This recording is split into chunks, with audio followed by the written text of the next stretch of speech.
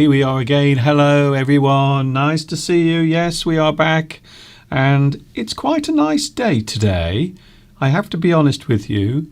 We are having some rather nice weather today. The sun is out. There are just a few clouds in the sky. And everything is rather nice. And yes, I know I am late, for which I apologise. Here we go again. Yes, it's English Addict coming to you live from the birthplace of the English language, which just happens to be England.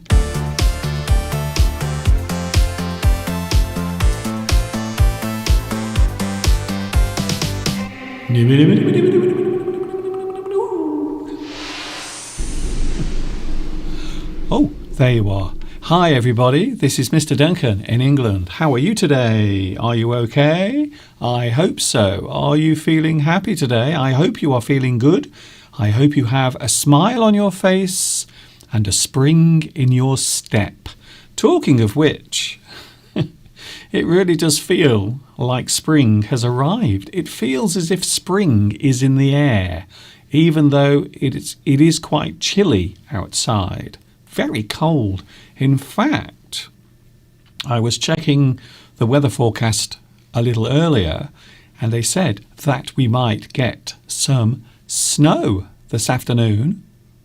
Although at the moment I can't see any sign of snow, to be honest with you. But here we go again anyway, whatever the weather is going to do. I hope you will stay with me for the next 2 hours. Yes, we are here once again.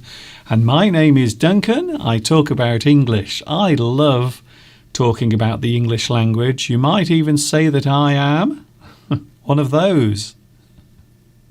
An English addict. Yes, I love the English language very much. And I have a feeling that you do as well, because that's the reason why we are here. This is the biggest, the largest English corner in the world. It is, honestly. If you don't believe me, ask me, and I will tell you the truth. This is the biggest, the largest English corner in the whole world, because it's not just me, it's also you as well. So I hope you will stay with me. Lots of fun things to talk about today. We are talking about Christmas. Mr. Duncan, that doesn't make any sense. Why are you talking about Christmas? Well, the reason is because there was another Christmas being celebrated last week. If you are one of those who is celebrating Christmas later than many other people, can I say Happy Christmas to you? You know where you are. And we will be talking about that a little bit later on, because we have done something special just for those who are celebrating Christmas later. All of that coming up in a few moments. Mr. Steve, of course, will be here as well. Yes, we've made it all the way to the end of another weekend without blowing ourselves up, which is always nice when you think about it. It's Sunday.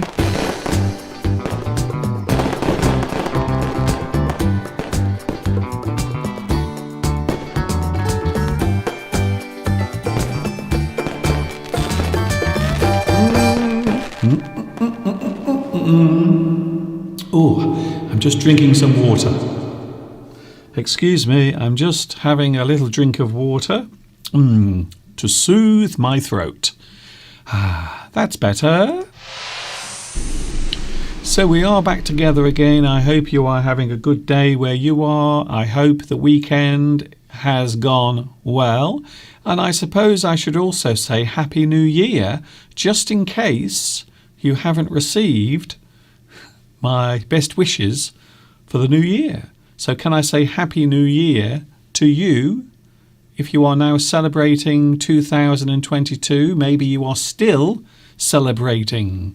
Perhaps you are still suffering from the hangover. Perhaps you had too much to drink on New Year's Eve. And maybe you are still feeling under the weather because you overindulged. Oh, I like that word. That is a pretty cool word. If you overindulge, it means you do something too much. You have done too much of something. Maybe you've done some exercise. Maybe you went for a run, but you went too far, and now your legs hurt. So you can say that you overindulged in your exercise. Perhaps you had too much alcohol to drink, so you overindulged with booze. Booze. I love that word. When we talk about booze, we are talking about alcohol, beer, wine, spirits, booze. We often use that particular word here in England. It is often used in British English. You might notice behind me today, we have a lovely view. The sun is out, everything is looking rather nice, and yes, that is a live view behind a house. Right now, looking out of the window, so whatever happens behind me, I have no control over it. Maybe a dozen naked people will run across the field behind me. Perhaps a large spaceship will come down and little green men will come out and say,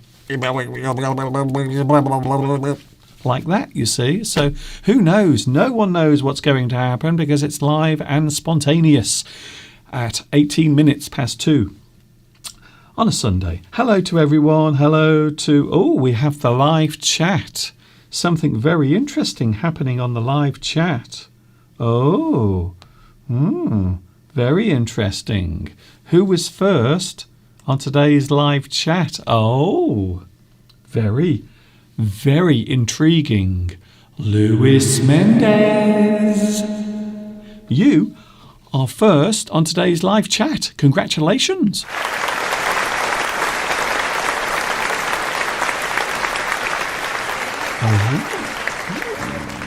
It would appear that Lewis has a very fast finger today. Also, hello to... hello Tomek. We have Tomek. We have Megar. We have Vitas. Hello, Vitas. You are not first today, unfortunately.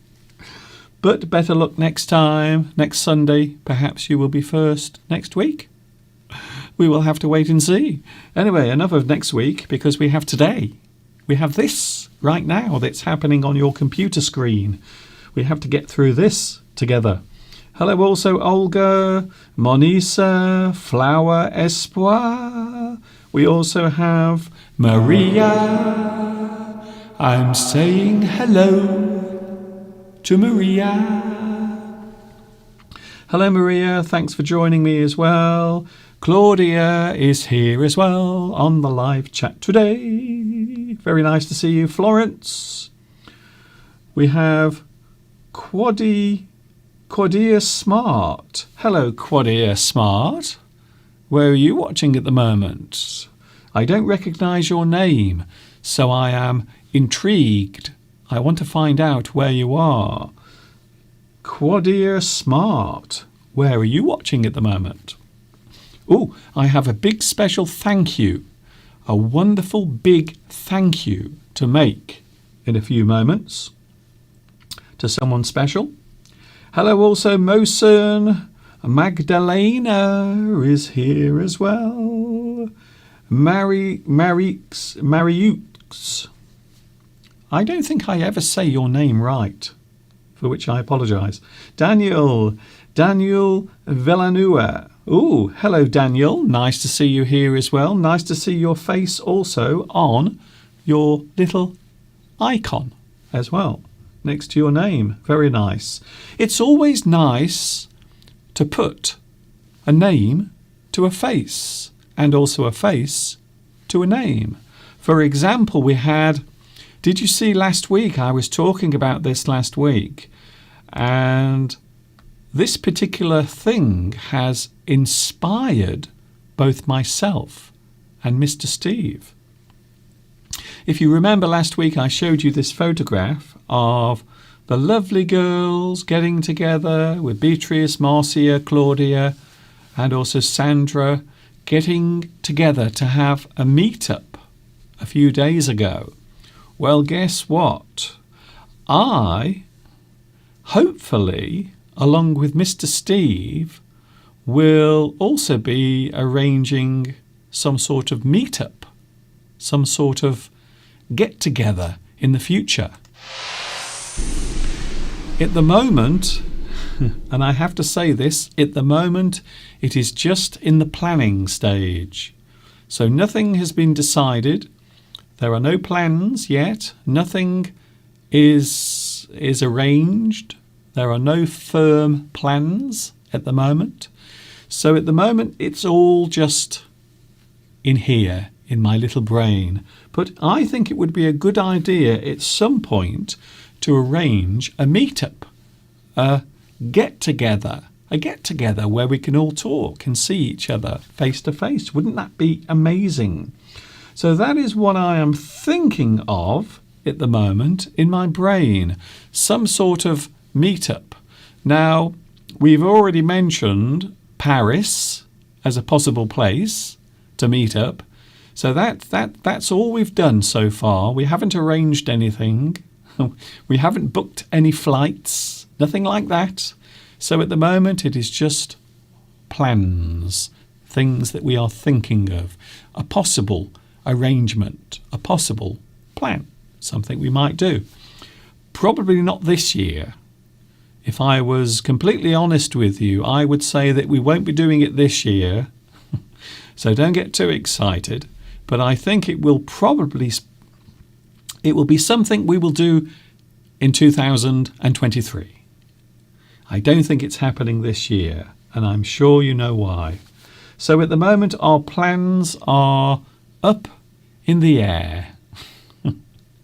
They are just in my brain and Mr. Steve's brain. But already we have received some interest in meeting up. So one or two of you have already written to me to say, Mr. Duncan, we do want to meet you.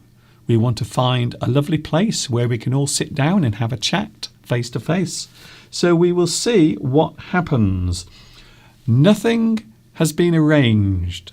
So we did say Paris last week because it's quite close. So we can fly to Paris.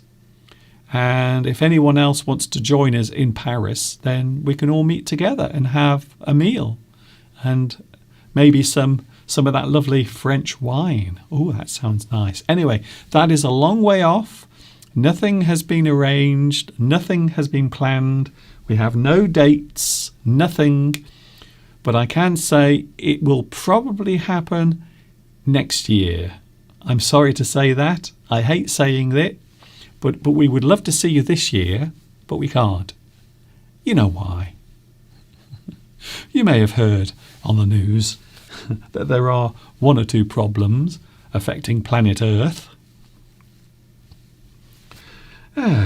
So we have Mr. Steve coming in a few moments, and he is doing something slightly different because I know, and Mr. Steve knows, and quite likely you know, that there are more than one Christmas celebrations. And that's what we're talking about with Mr. Steve a little bit later. All of that coming up. We are also talking about birds today. Oh, can I tell you something? I don't want to give too much away, but we met our new friend yesterday, our new little friend. And I actually took some video of our new friend. So we will be showing you our new little friend. Let's just say our new friend is small, covered with feathers, and was very pleased to see us yesterday. So that coming up in a little while. Right now we are going to say a big special thank you. Can I say thank you to Federico Garmenda Mendiola. That's a great name. I hope I pronounced it right. Thank you, Federico, for your lovely donation. that I received last week. I didn't mention it on Wednesday. I was with you live last Wednesday, but I thought I would save it until today. So can I say thank you very much to Federico for your lovely donation that I received last week, and I was quite overwhelmed, as I always am when I receive your donations. Don't forget, everything I do here on YouTube, I do it for free. I don't. A lot of people think I am a millionaire, but I'm not. I am a very long way from a millionaire. So for the past 15 years, I've been doing this for free. You don't have to pay me anything. However, if you want to make a donation to help my work continue, to keep everything going, then just like Federico, you can. No problem. Thank you once again for your lovely donation, and I do appreciate it very much. We are going to take a break, and then Mr. Steve will be making himself comfortable, but we have something different today. Something a little different is happening. For those who are celebrating Christmas at the moment. And I know what you're thinking, Mr. Duncan. We celebrated Christmas a long time ago. But no, there are some people who are still enjoying their Christmas festivities, and we will be taking a look at that with Mr. Steve in a few moments. But to take us there, we have an excerpt from one of my full English lessons. This is taken from Full English number 27. Many of my lovely lessons are available on my YouTube channel. Mr. Steve is on his way.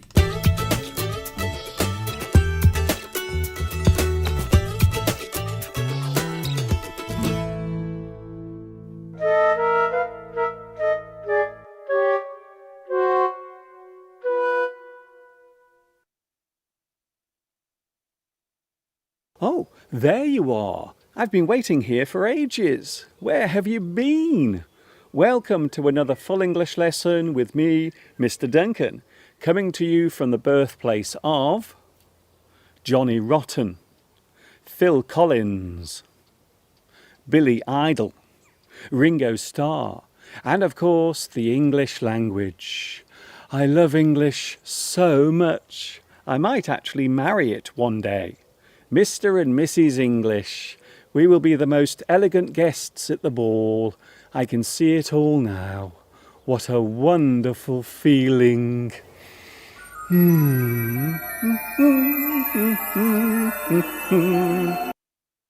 Oh, sorry. I drifted away there. I went into a daydream. I became lost in my thoughts. Okay, without any more fantasizing or daydreaming, let's get on with today's Full English lesson right now.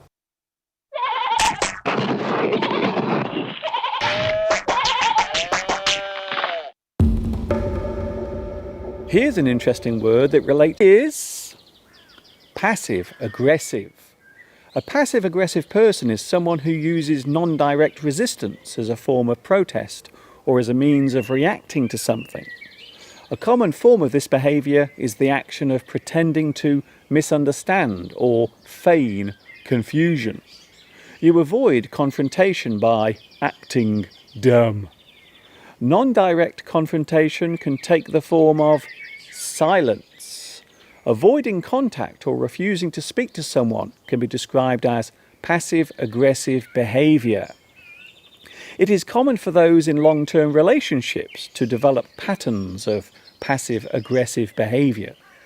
The word passive is often used to show a submissive state, whereas aggression is often seen as being the opposite. Some see this word as an oxymoron.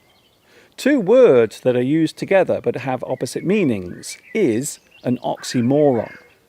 Passive-aggressive behaviour is generally seen as a normal part of human interaction.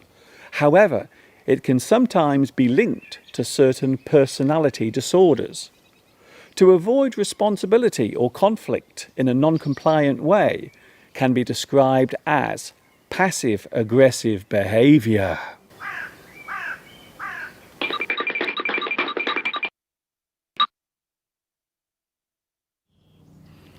It's now time to take a look at another buzzword.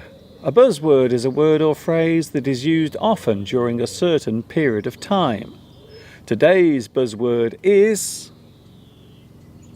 tariff. The word tariff can be used as a noun or verb. As a noun, the word tariff is a form of taxation or charge which is added to the sale of goods imported from overseas. If China wants to sell their goods to the USA, then they will have to pay tariffs on what they export. The amount of each tariff depends on what types of goods are being sold. High-end or expensive items tend to have a very high tariff attached to them. Luxury items such as cars and valuable commodities sold overseas, such as oil and steel, often carry heavy tariffs. The charge is added as a way of collecting the lost revenue which would otherwise be generated domestically. As a verb, tariff is the action of putting the charge in place. A tariff can also be described as a levy, tax, toll, duty, excise. It is a form of export tax. The country exporting the goods pays a tariff to the country that is importing them. To charge a tariff is to impose a fee. The tariffs are put in place. They are required. They have been enforced.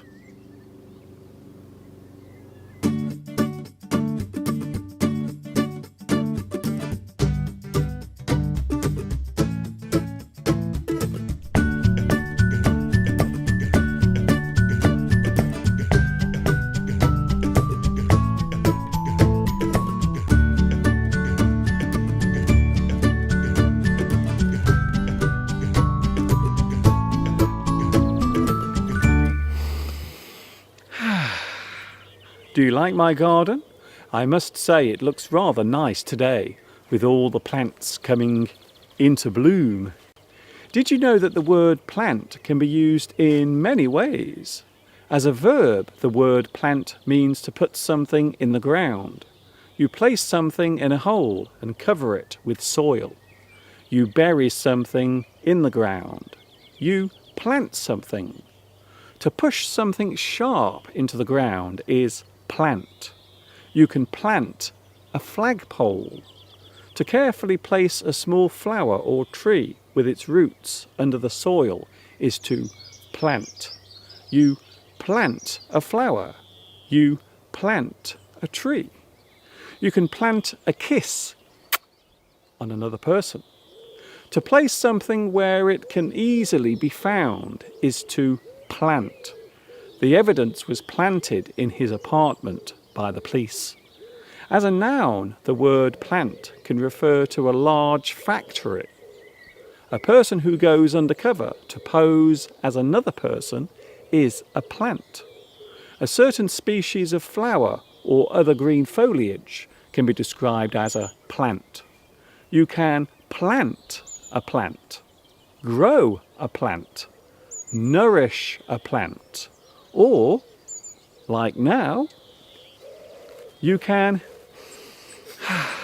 enjoy a plant.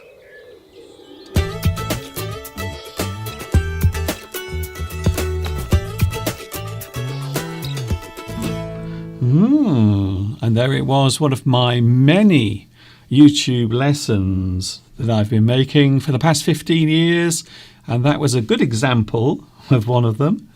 A full English lesson, and you can find them all on my YouTube channel. Okay, here he comes. And something slightly different today, as you are about to see, as Mr. Steve is on his way.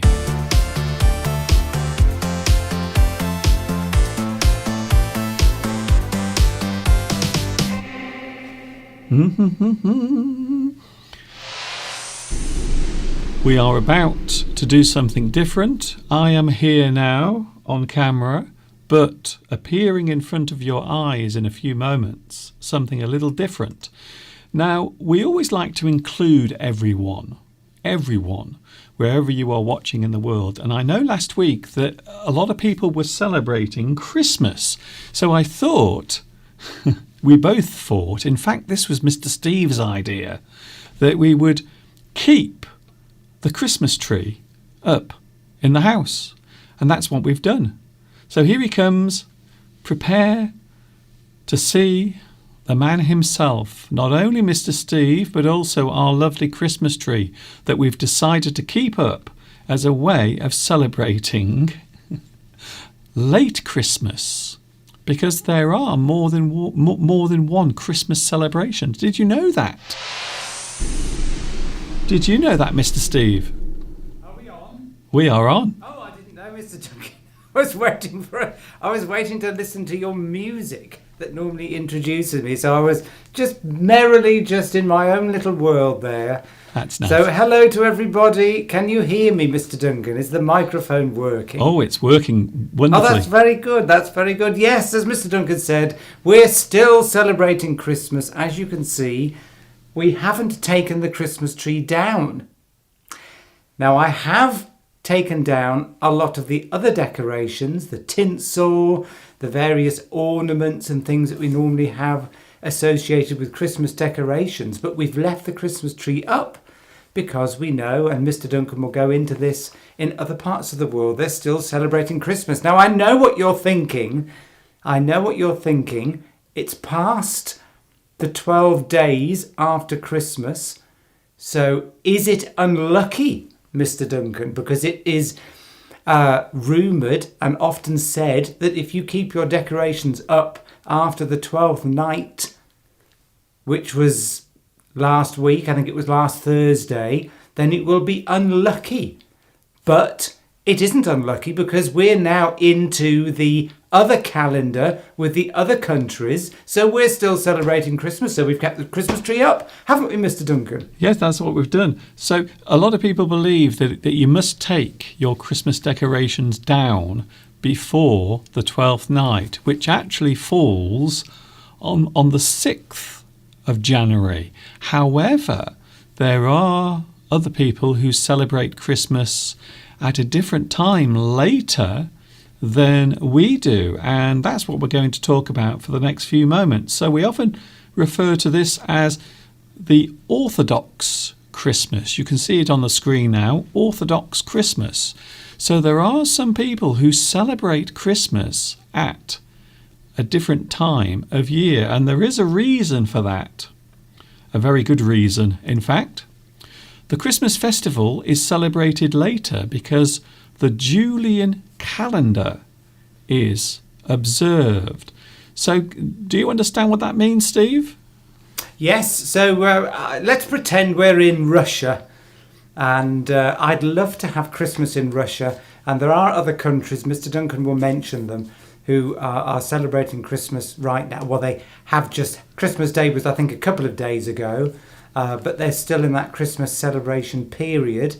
And I've often thought, because when I look back at my childhood at television programs, whenever Russia was depicted on the television, whenever we had programs about Russia, it was always around Christmas time, and it always looked so wonderful and snowy and colourful, and I just wanted to go there. So that's where I'm going to pretend that we are. We're actually in Russia, and we're still celebrating Christmas now. So I think that's quite a good thing to do, because we like to include as many people as possible. So the Christmas festival is celebrated later in some places because the Julian calendar is observed. Other countries follow the Gregorian calendar, such as us. So here in the UK and many parts of the world, other countries follow the Gregorian calendar, which is why Christmas is at a different time, much earlier. Because of this, we have 2 Christmas celebrations. In fact, did you know, Steve, there are more than 2 Christmas celebrations? There are, in fact, 4 different Christmas celebrations. Yes, and we've had Fernando, who's mentioned Armenia and Serbia, who must be part of that calendar that we're talking about. And are you going to list all the countries that are celebrating Christmas at the moment, or at least some of them? Yes, in a few moments. Yes, and so... So Christmas Day this year, Steve, was celebrated on the 7th of January. Some also celebrated it on the 6th of January. So because of the difference, so many people celebrated on the 6th, some also on the 7th as well. And as you mentioned just, yes, this particular festival is observed in other places, including Russia, Georgia, Ukraine, Macedonia, Montenegro, Serbia, and also in Jerusalem, which I did not realise. I have to be honest with you. I know I'm probably showing my ignorance, Steve, but have we got anybody watching now who is in one of those countries that Mr. Duncan has mentioned and are taking time out from their celebrations to watch us today? We want to know, are you in one of those countries and are you watching us today? We'd love to know. Well, so please tell us. And finally, some more information, Steve. We got lots of information here, actually. Other Orthodox Christians, such as those belonging to the jurisdictions of Constantinople, Bulgaria, Greece, Romania, Antioch, Alexandria, Albania, Cyprus, Finland, and the Orthodox Church of America, amongst others, began using the revised Julian calendar, which actually matches the Gregorian one. So they actually celebrate their Christmas Day on the same day as us. So as you can see, it's not a simple thing to talk about. It can be quite complex. And some people over the years, Steve, have actually argued and disputed when Christmas should actually be celebrated according to the various calendars.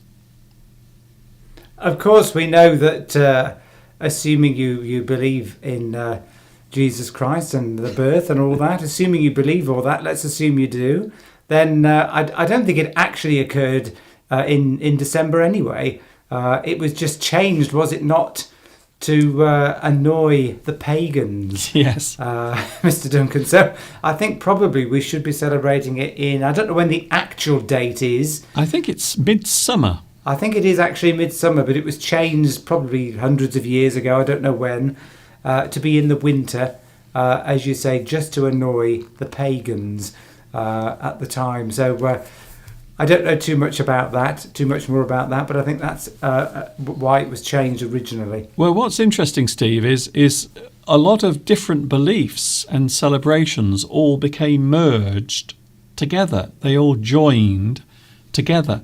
So you have the worshippers of trees who believe that trees are living beings, and they often have a festival around I think it's the winter solstice. So that's the reason why, you see. So you can see the Christmas tree became part of Christmas because of other beliefs and celebrations. And then, of course, you had Santa Claus, who is actually based on a real person. So you can see how these things have all come together over the years, and that's the reason why we have Christmas when we do. And that's the reason why we have trees and Santa Claus and lots of other things as well, including gifts, of course, which, once again, derives from St. Nicholas, who was the patron saint of, I think he also was very kind to children. He believed in giving gifts to children. So that's how we got Santa Claus in the end. But I have to say, Steve, the tree is looking magnificent. And I suppose also I should mention that Mr. Steve actually did the tree. So Steve decorated the tree this year. So I didn't do it. And I have to say, Steve, you have made a wonderful job. Well, yes, and we're keeping it up. Now, I did see on the live chat, somebody else, I can't remember, I was just trying to find it then, have kept their tree up anyway. Oh, And I know a few people at work, at least one other person where I work, they've kept their Christmas tree up because, well, it just looks nice. When you're sitting here at night, you switch the tree on, it just makes you feel happier. So we are considering keeping the Christmas tree up all year. You know, we're tempting fate. Could be bad luck associated with it. But, I mean, I don't know. I mean, we've taken everything else down. Maybe we could keep the tree up, Mr. Duncan, but take some of the tinsel off or something like that. I don't know. But it does look nice. And we will seriously consider leaving it up all year. It'll be difficult to dust it, though. It'll attract a lot of dust. yes. And spiders will put all their webs in it. So I think we probably will end up taking it down, because how do you dust a tree? How would you keep it clean? That would be a big problem, Mr. Duncan, I think. And I don't know. What do you think? Do you think we should keep it up or not? Well, Has anybody else kept their Christmas tree up? Anybody else watching us still got their Christmas tree up? And are you considering leaving it up all year or not? Please let us know.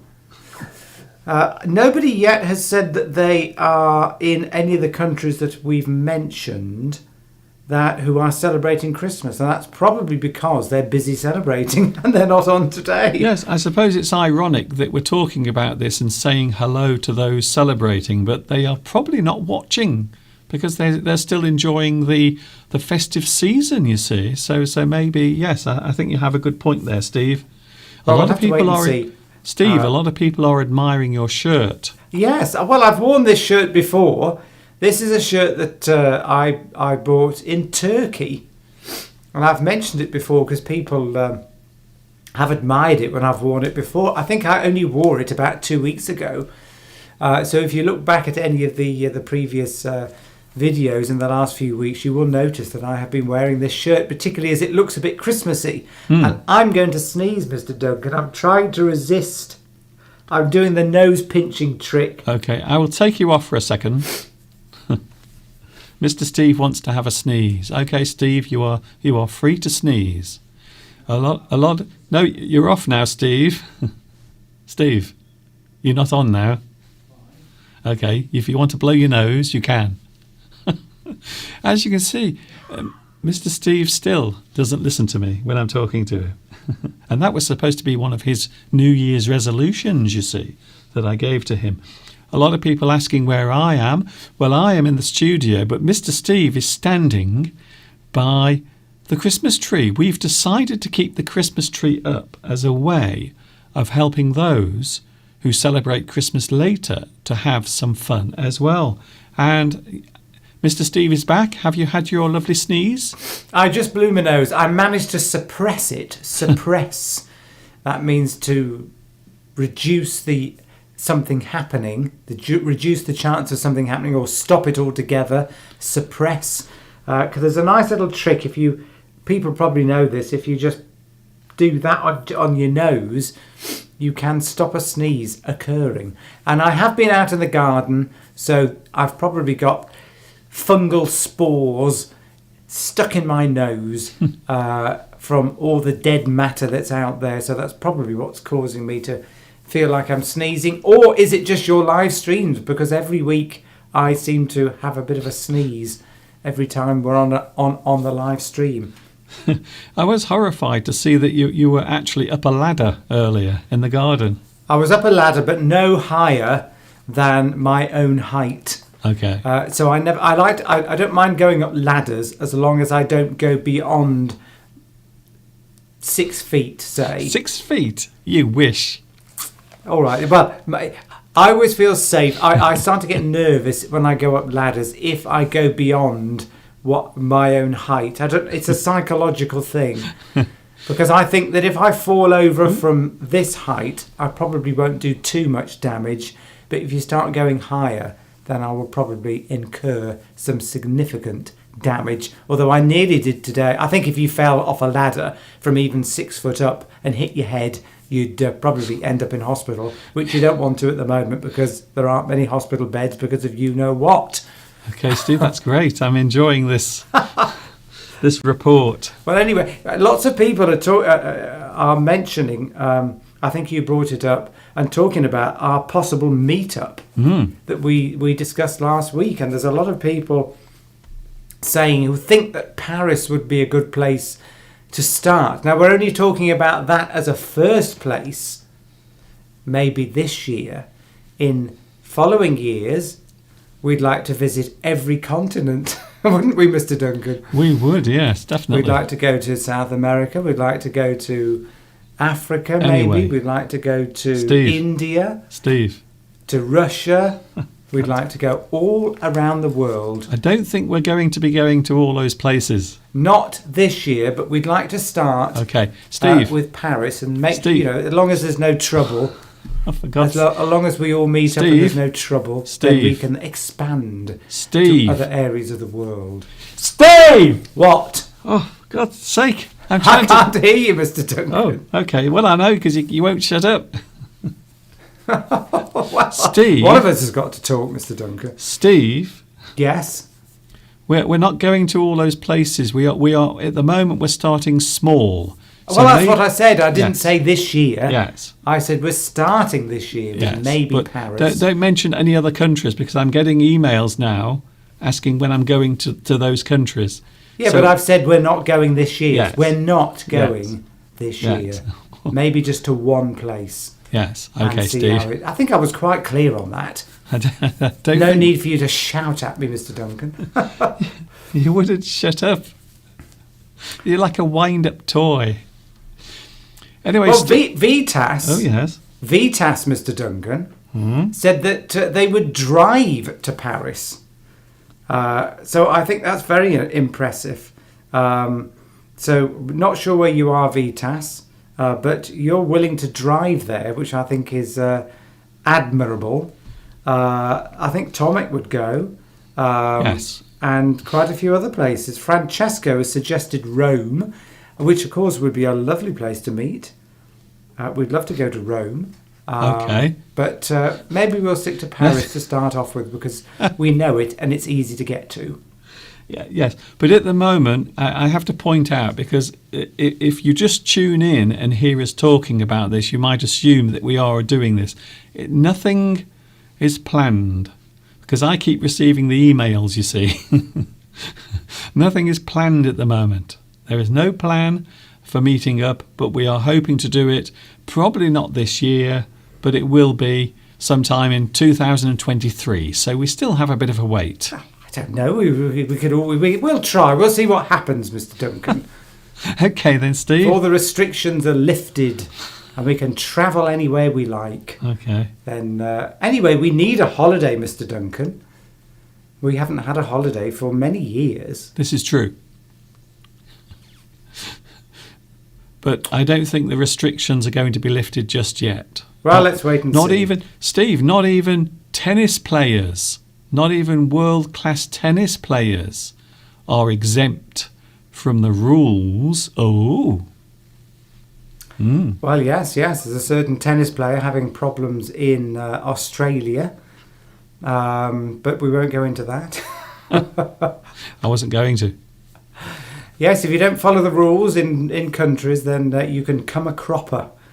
If you come a cropper, it means you get into trouble. Mr. Duncan, am I going to stay here for the rest of the live stream, or am I going to come back into the studio? Well, the at thing some is, point? what I've noticed, Steve, what I've noticed is there is no fairy on the Christmas tree. So I was just wondering if you would like to climb up onto the Christmas tree, get on top of it, and maybe you could be a fairy. Now, there is a little star, but could you just position yourself in front of the tree as if you are a little angel or maybe a fairy? It's more... It's going to be difficult, Mr. Duncan, because, well, we haven't really got a fairy. We have robins, I think you might be talking about robins later. We are, because we met our little friend yesterday. We are going to have a look at that in a few moments when Mr. Steve rejoins us back in the studio. So thanks, Steve. And once again, can I say once more, happy Christmas to those who are celebrating Christmas slightly later than everyone else. I hope you had a wonderful time.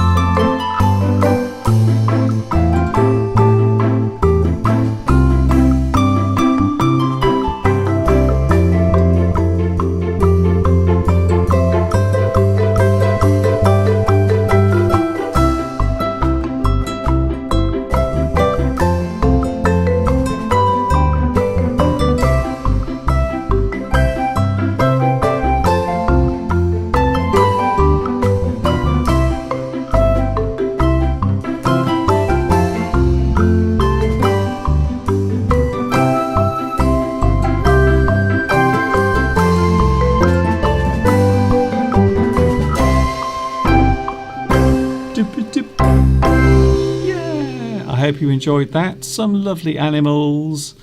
And as you know, I love animals very much. All the nature that exists around us. It's ever so nice, actually.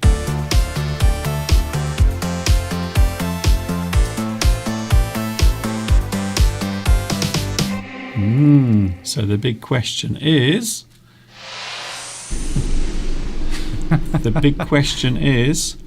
when will the big meetup happen? We don't know at the moment. We're not sure. We don't know, but sometime in the future. That's the best we can do, really, isn't it? Yes, be nice if we could do it this year. We will try, and obviously we'll make some plans and then let everybody know. Yeah. But at the moment, it's more likely to be somewhere European. We're going to hitchhike, aren't we? We're going to stand at the side of the motorway and we're going to use our thumb to try and get a ride. Have you ever tried that, by the way? Have you ever tried hitchhiking?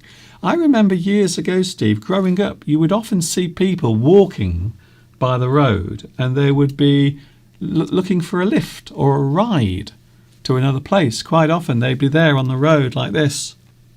I used to stop and give people a lift if they were attractive. Oh. If you were ugly, sorry, I didn't stop. That was my... No, I don't think... I think I only ever did it once. People used to do a lot of hitching by the side of the road. I've got to be on camera when I'm doing that. Hitching, sort of... I mean, it was very common back in the 1970s. The olden days. And 1980s. People used to hitch a ride all the time because a lot of people then didn't have a car. But of course, I want to say most people, a lot more people have cars now. And of course, people don't feel safe hitching lifts anymore because, you know... if you hitch a lift off a stranger, like Mr. you don't Steve, know what's going to happen to you. I think you've given a good reason not to do it because Steve would only pick you up if you were attractive. And I have to be honest with you, that sounds very creepy.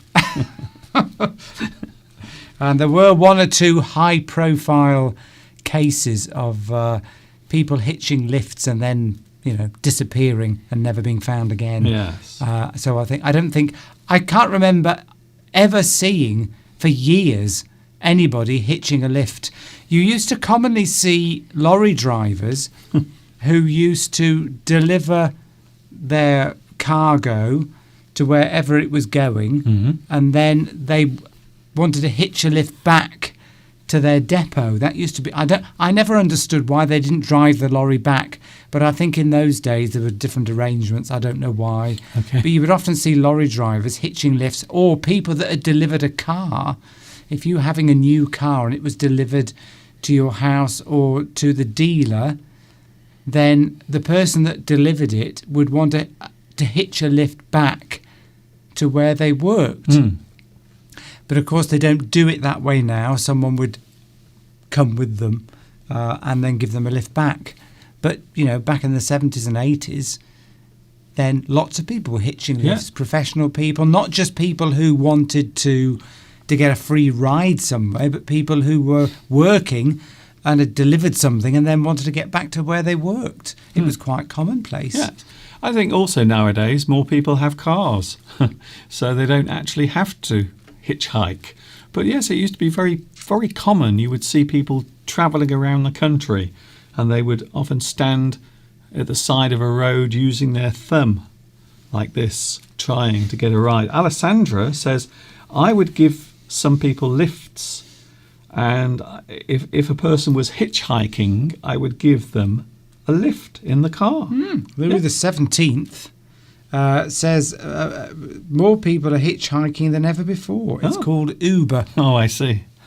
Yes. Well, I suppose some people might say that you are taking your life in your hands by doing that as well. Yes. Oh. Yes, dangerous for a woman, Christina.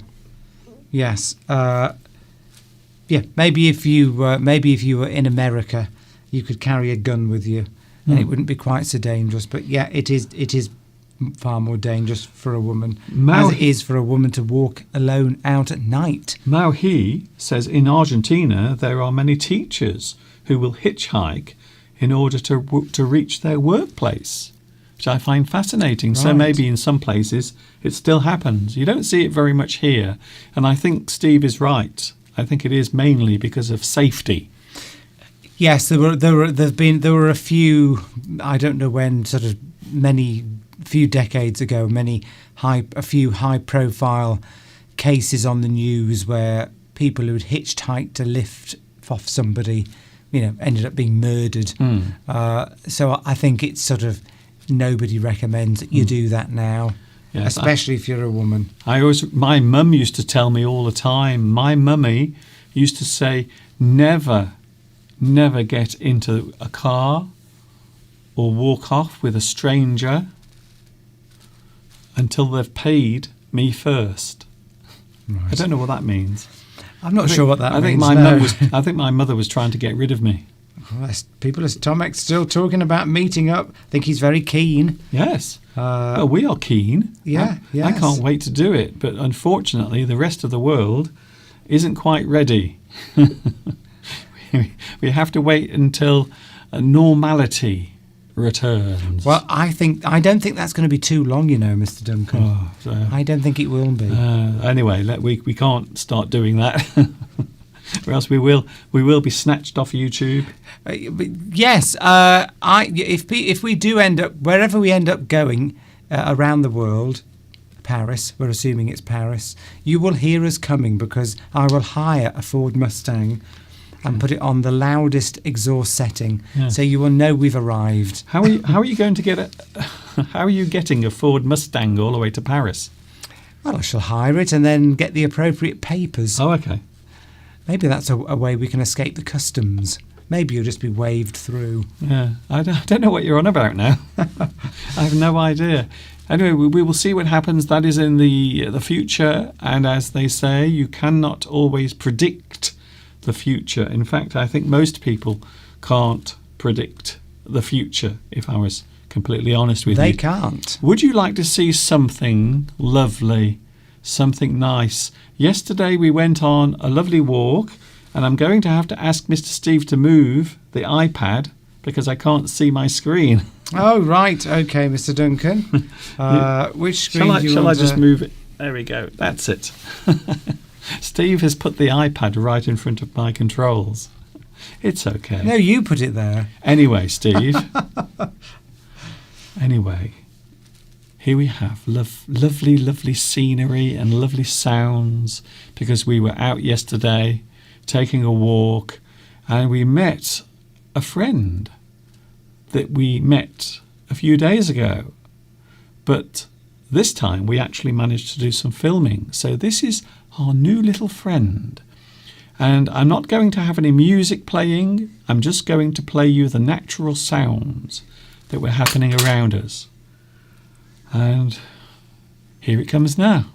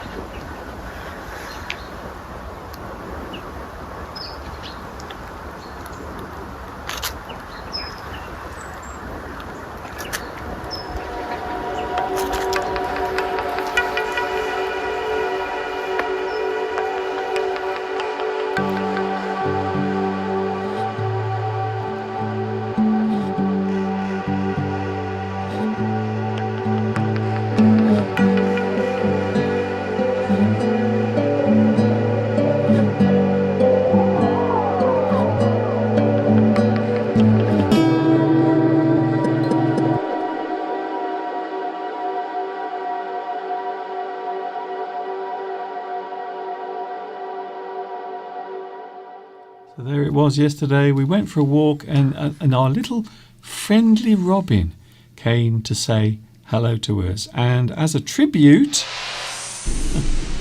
oh, Mr. Yeah, Steve. we did think that, maybe that little Robin would follow us home.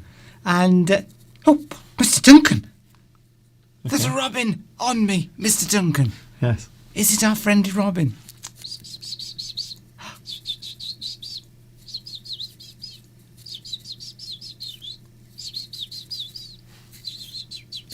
I think this one's been stuffed. Oh, it's just a poo on you. Lovely. Yes, this has come off the Christmas tree. Yes. I can't remove it now, Mr. Duncan. Oh, there we go. I can't believe There that he is. Steve points out that it's not real. Hello.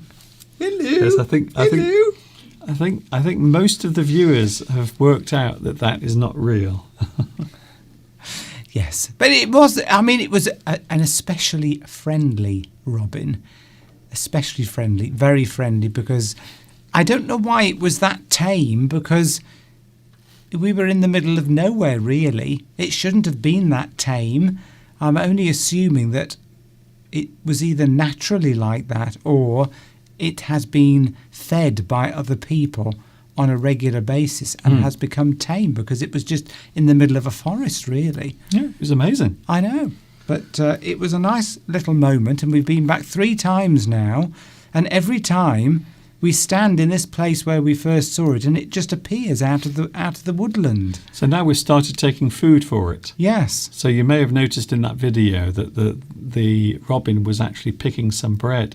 So we actually took some little pieces of bread and threw it on the ground. And then out of nowhere, the robin suddenly appeared. So I think this might be a regular event. Now, we might be seeing the robin every weekend when we are walking. We'll capture it and bring it to our garden, and then it can live with us. Yes. Lewis is talking about all the good restaurants in Paris.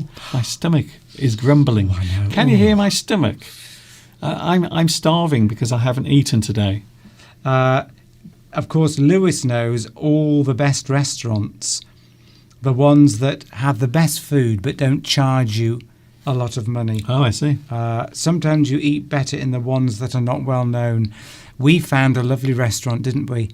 On the Champs-Élysées.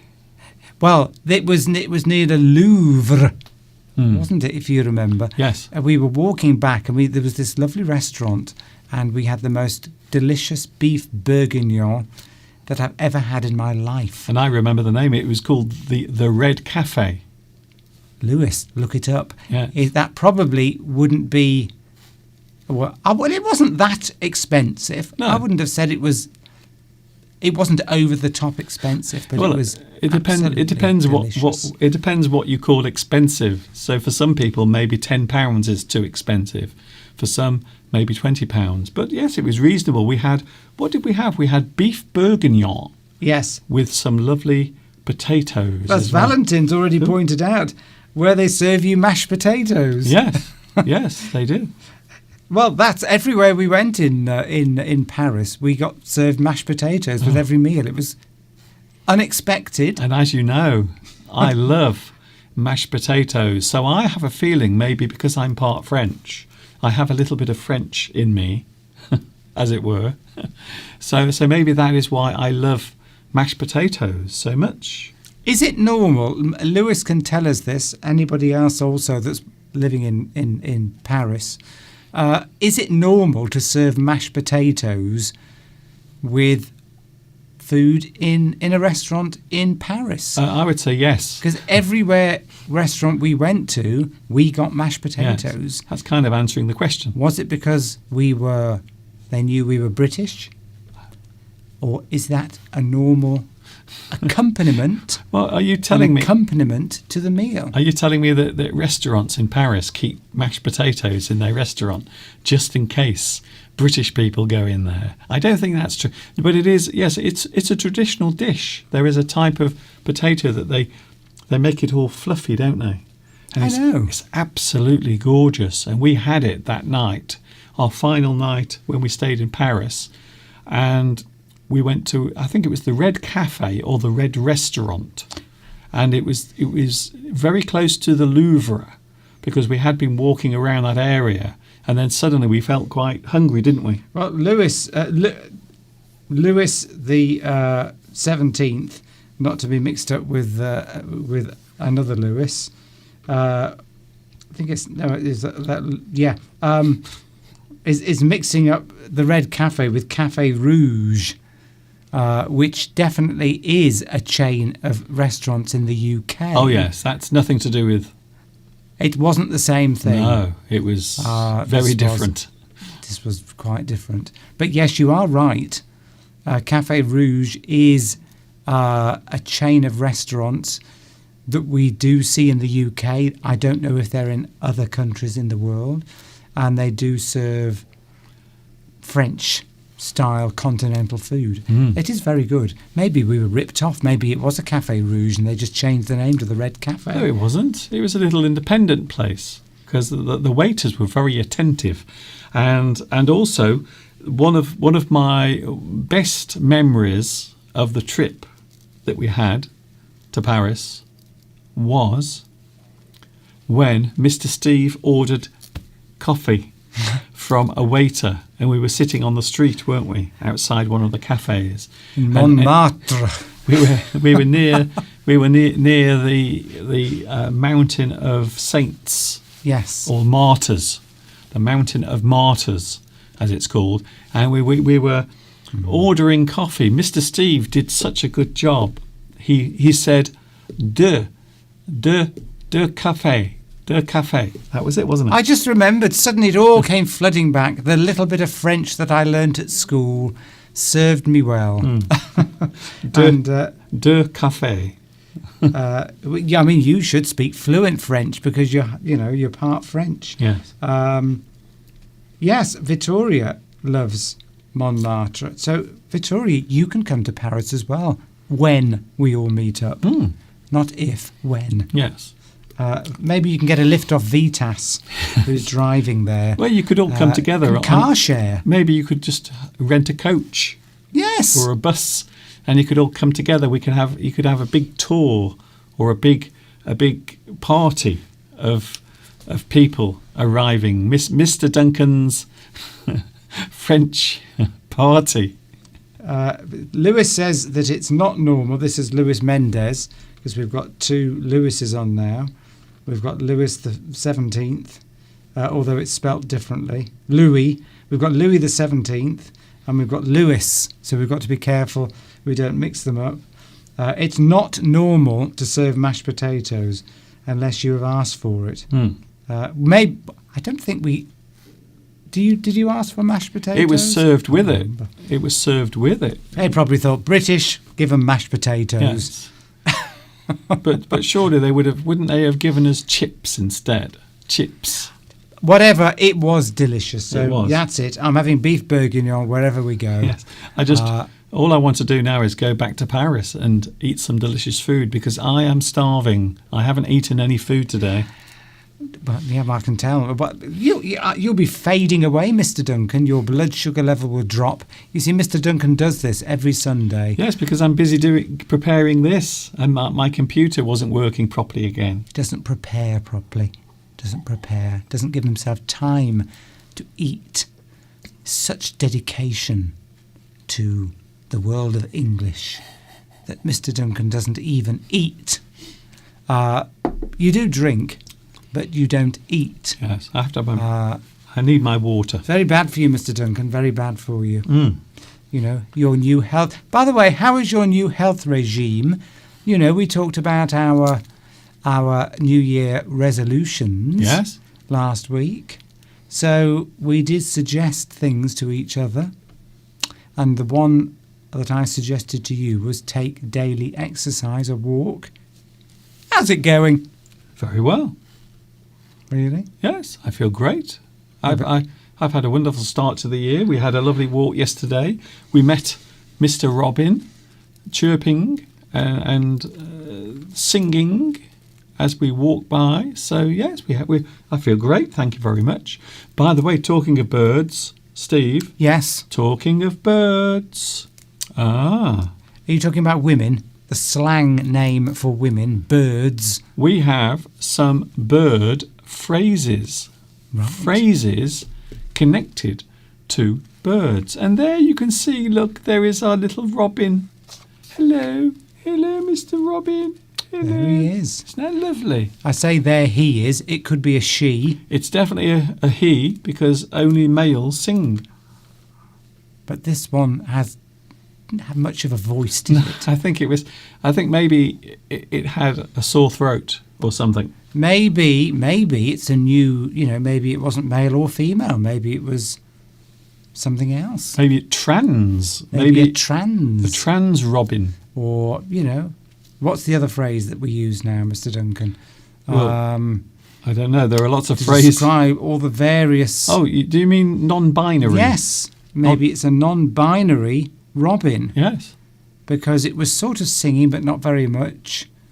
But, you never know. Maybe the animal kingdom is adopting some of human behaviours. But there you go. So we've got bird phrases, Mr. Duncan. We have bird phrases. So stand by as we have the first one, Steve. Oh, this is a good one. Up with the lark.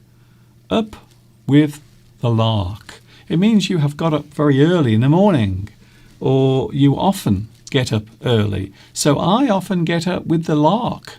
In the No, you don't. Well, no, I wasn't on about me. Oh, right. It's just a... What's the opposite of getting up with the lark? I was only joking, Mr. Yes, Duncan. I'm just explaining the sentence. Up with the lark means you are getting up very early in the morning. I get up every morning with the lark. I know I don't, before you say that. He doesn't. But that's just an example, you see, of the phrase. Up with the lark. It's probably it's probably known as a bird that starts singing very early in the morning. Yes. And I don't think we've got any larks around here. I've never heard one. We might do. I don't think we have. We normally hear blackbirds in the morning. Blackbirds are normally the first birds to start singing around this area. So I suppose we could say we are up with the blackbird. Or just up with the birds, you could say, couldn't you? Yes. Yeah, so you'd be getting up in the early hours of the morning. You'd be getting up sort of 5 a.m. or something like that, wouldn't you? You'd be getting up as the sun is rising, is what that phrase means. You are up with the lark. Here's another one connected to mornings. The early bird catches the worm. The early bird catches the worm. So again, it means if you do something before other people, if you get in before other people, if you are first, maybe first to arrive or the first person to do something, the early bird catches the worm. That means if you are prepared or if you do something before other people, then you will be rewarded. Yes. It's indicating that you're prepared to put in a bit more effort than somebody else. My boss, when I first started in sales, going back over 30 years now, in order to see customers, then what salespeople used to do, this particular type of customer that I used to see, then you had to go and put your business card in very early. And then when you went back, if you were the first to get your business card in to the secretary, then you would be the first person to see that customer. You may have to go back later, when they've finished. But then, so my boss always used to say to me, the early bird catches the worm. That was a phrase he always used. It's not used very often now, but what it meant was, if I'm prepared to get up early and drive my car, it could be an hour away, and put my business card in front of that customer, then I'll be the first person to see that customer. And the first person that sees the customer usually gets more time and stands more chance of getting a sale. Apparently the lark, we've got to move on, Steve, the lark is alouette in French. Right. So that's like is that like the nursery rhyme? Alouette, gentille alouette. Yes. Might well be. I've heard of that. Don't know what it means. So maybe the jaunty alouette is the happy lark. Lots of people are talking about, we've mentioned liking food in Paris. And of course, you are right, all of you that have said that. You can get lovely food all around the world. Yes. But yes, it's more reputation and sort of misty sort of. Paris has always got this sort of reputation, hasn't it, as being. In fact, we didn't get nice food everywhere in Paris. We went to a pizza restaurant on the Champs-Élysées, and it was the worst pizza I've ever had. It wasn't very good. So, yeah, you don't necessarily get good food, but you might think you are, but not necessarily. It was a bit sloppy. It was horrible. It was sloppy. I would have sent it back if I'd known how to do that in French. But yes, it is true. You get lovely meals in... and as Lewis has said, you've got to know where are the best restaurants, because the touristy ones, like on the Champs-Élysées, they probably can get away with serving rubbish food because they know the tourists they're not going to be coming back their clientele, the people that visit them, are probably only going once and they're going home. And so they probably don't need to worry about having good quality food to encourage people to go back all the time, because the locals won't be going there probably. So anyway, there you go. Clientele, that's great, because that's a French word. That means customers, the patrons, the people who are going in, the clientele, the clients. That's where the word client comes from. So bird phrases, Steve, we have another one. This is quite often we do our live streams like this on a wing and a prayer. So you do something, but you do it precariously. You do it. Sometimes we have to cross our fingers, and sometimes I have to clench my buttocks, because sometimes things go wrong. Like today, you see, that's the reason why I was late today. So sometimes we have to do this live stream on a wing and a prayer. It's all very precarious. Yes, you might not have had time to do much preparation. Maybe the equipment hasn't been set up. You just sort of, you're hoping everything will go all right. Yeah. It means you're unprepared. Oh, Mr. Duncan's doing his live stream today on a wing and a prayer. He's just hoping or praying that it will go right. Whereas if you were to, maybe you were doing a presentation to some customers or something at work, a speech, presentation, and if you did very little preparation, you might just stand up there and just off the top of your head, without too much preparation, just talk about whatever the subject was. You just do it on a wing and a prayer. Whereas if you did lots of preparation, did all the research, you had notes, handouts, then that's the opposite of on a wing and a prayer. And of course, we all know people that go through life like that. They don't bother preparing very much. That's it. Most of the time, they're perfectly all right. So doing this sometimes it is a little bit like doing something on a wing and a prayer. See, Nisar's got me interested now in going to India, because he knows full well that I love a good curry.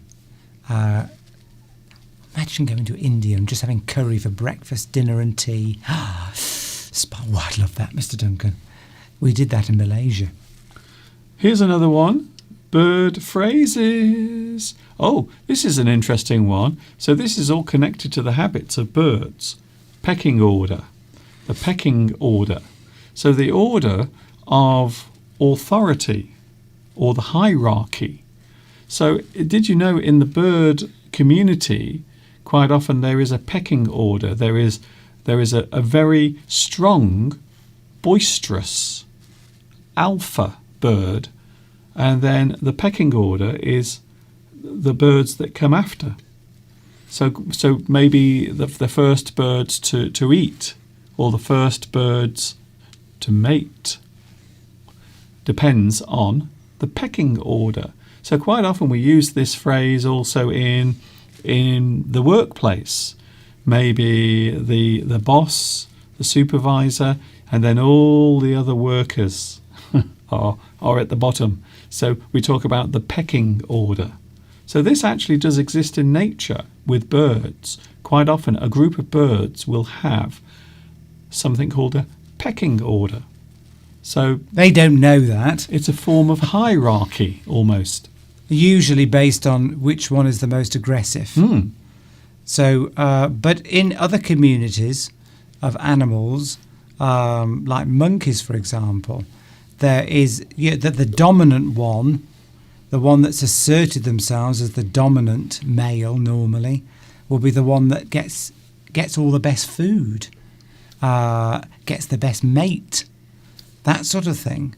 So yeah, that it's connected with birds pecking away at food.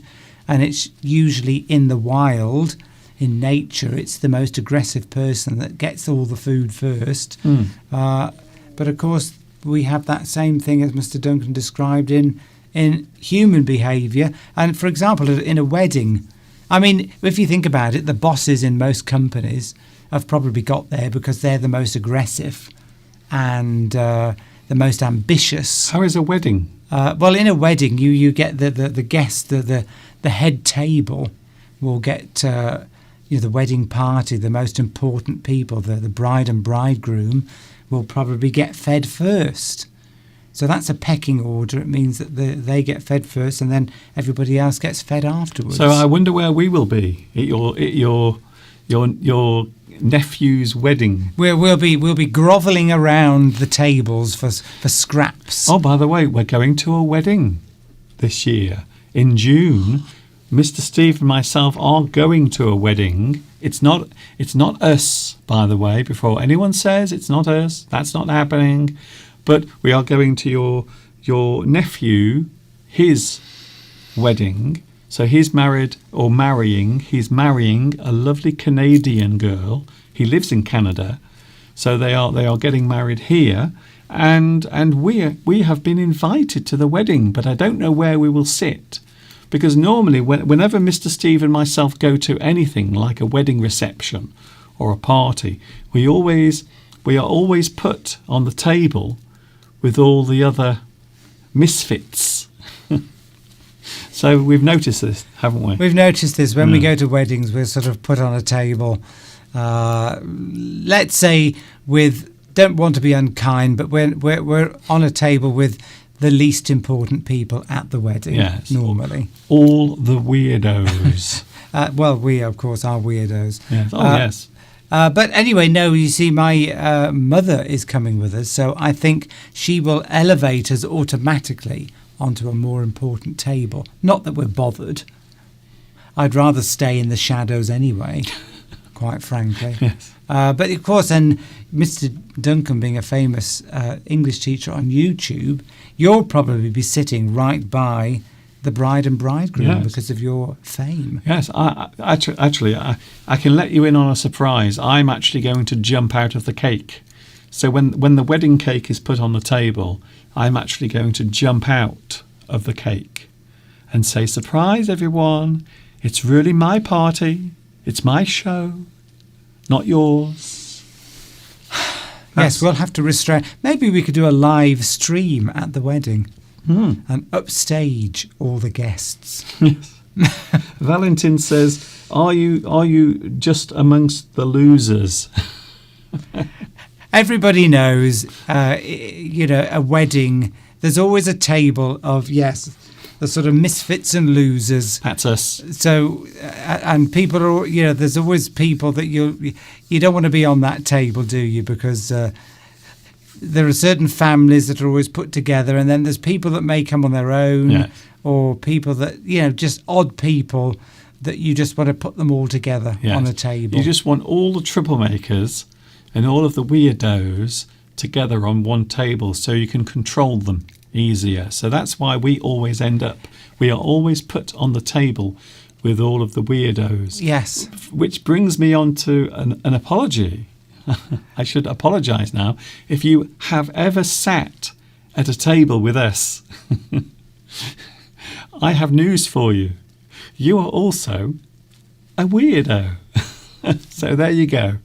So if you ever want to find out how weird you are, if you ever go to a wedding and you are at a table with us, you know that you are officially a weirdo. Louis XVII has said, "I understand. I've been seated at a table like that." Yeah. If you potentially could cause embarrassment at the wedding, you're going to be on that table, usually at the back somewhere. Out of harm's way, so that you can't cause embarrassment.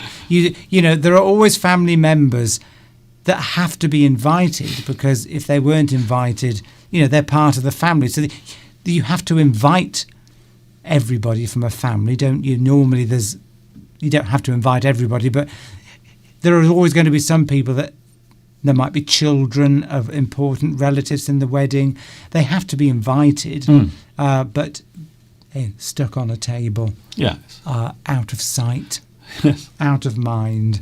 So that is it, you see. So we are going to a wedding. It's Steve's nephew who's getting married, and I'm only going for the food. I'm only going there for the food. You know me, I will go to anything if there is food involved. I mean, I used to gate crash funerals. I used to sneak into funerals just for the food. Just for the food. The little party that people have afterwards, after a funeral. I just sneak in and eat some of the food and say, well, I've got to go now. Oh, is that the time? Oh, my condolences, and I'm out of here. Yeah, so we will be going to that. We will do some filming. I'm sure we will do some filming. Yes. Because we will sit at the sad table, and we will do a little video, and we will show all the other people at the table. Victoria's looking forward to the live stream at the. We probably won't do a live stream. I don't think your sister will let us. No, I think we'll probably be stopped. And I think it would be, it wouldn't be a good thing to do. Disrespectful. Disrespectful to upstage the bride and bridegroom. Yes. Anyway, can we have some more bird phrases? Yes, you can. Here we go. Oh, I like this one. A bird in the hand is worth two in the bush. So something you have, something you possess, quite often is something more valuable than something you are trying to get, because you have it. You have it there, don't you? Yes. So it's yours. You have it. So maybe if you have £20 in your hand, some lovely money, but you're standing outside the bank, but you can't have that money. That money, unfortunately, is not yours. But the money in your hand, you do have. A bird in the hand is worth two in the bush. Yeah, sometimes it's best to keep what you've got rather than to try and get something else, because if you fail at getting the extra thing that you want, you might lose what you already have. You might lose everything. So remember, a bird in the hand is worth two in the bush. This is a phrase for people who don't like taking risks. Oh, right. Okay, yes. Laura says you are delicious, weirdos.